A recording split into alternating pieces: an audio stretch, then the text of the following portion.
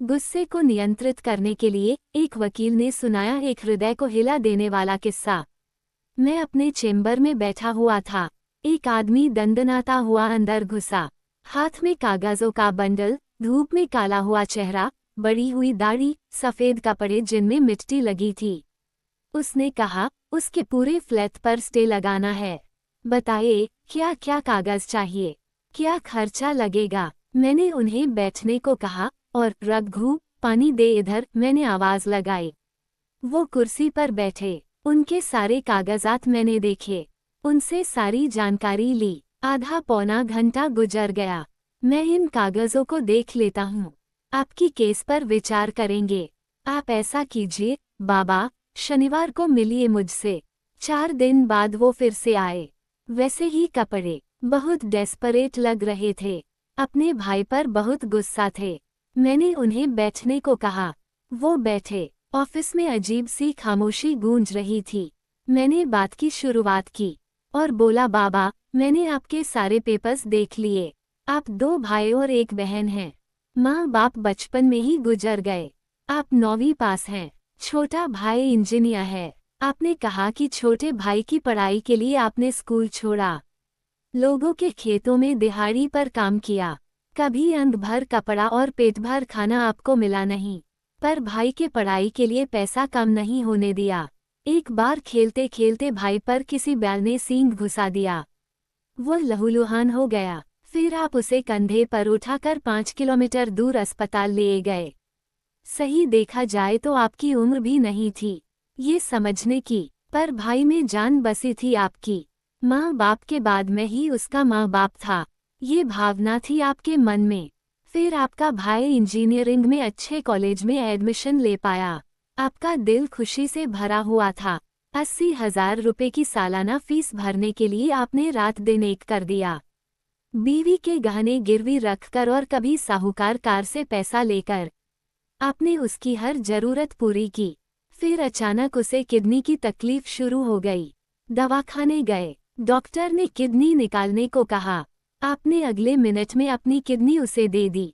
कहा, कल तुझे अफसर बनना है, नौकरी करनी है, कहाँ कहाँ घूमेगा बीमार शरीर लेके, मुझे गांव में ही रहना है, एक किडनी भी बहुत है मुझे।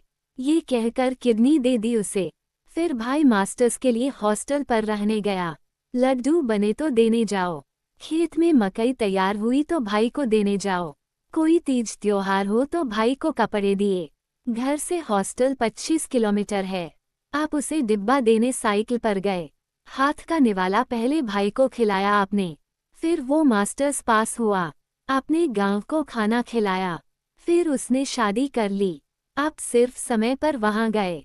उसी के कॉलेज की लड़की जो दिखने में एकदम सुंदर थी, भाई को नौकरी लगी। 3 साल पहले उसकी शादी हुई।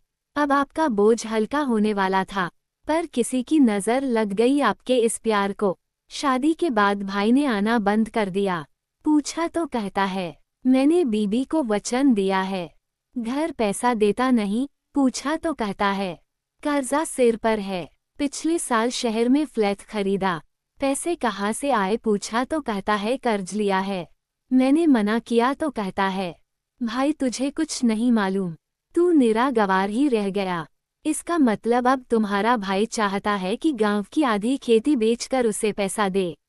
इतना कहकर मैं रुका।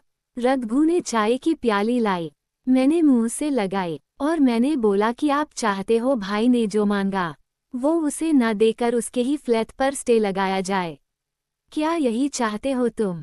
वो तुरंत बोला, हाँ। मैंने कहा, हम स्टे ले सकते हैं, भाई के प्रॉपर्टी में हिस्सा भी मांग सकते हैं, पर आपने उसके लिए जो खून पसीना एक किया है वो नहीं मिलेगा। आपकी दी हुई किडनी भी वापस नहीं मिलेगी। आपने उसके लिए जो जिंदगी खर्च की है वो भी वापस नहीं मिलेगी। मुझे लगता है इन सब चीजों के सामने उस फ्लैट की कीमत शून्य है। भाई की नीयत फिर गई, वो अपने रास्ते चला गया। अब आप भी उसी कृतघ्न सड़क पर मत जाना।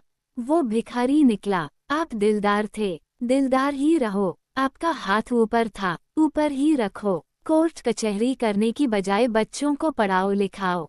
पढ़ाई करके तुम्हारा भाई बिगड़ गया, इसका मतलब बच्चे भी ऐसा करेंगे। ये तो नहीं होता। वो आदमी मेरे मुंह को ताकने लगा। उठ के खड़ा हुआ, सब कागजात उठाए और आंखें पोंछते हुए कहा, चलता हूँ वकील साहब। उसकी रुलाई फूट रही थी और मुझे वो दिख ना जाए ऐसी कोशिश कर रहा था। इस बात को अरसा गुजर गया। कल वो अचानक मेरे ऑफिस में आया। कलमों में सफेदी झांक रही थी उसके। साथ में एक नौजवान था, हाथ में थैली। मैंने कहा, बाबा बैठो।